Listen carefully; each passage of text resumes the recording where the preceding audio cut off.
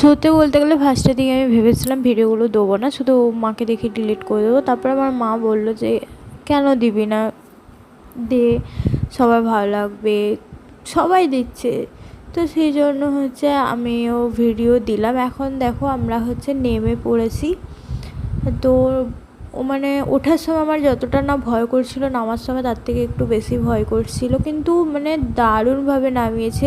কোনো মানে না, আমার হাজব্যান্ড বলে যে কি কোমরে কোথাও লেগে যায় বা পায়ে কোথাও লেগে যায়, কিছুটা বলে আমি বুঝতে পারি না, কিন্তু আমার মানে এত সুন্দর হচ্ছে নামিয়েছিল যে আমি কিছুই বুঝতে পারিনি।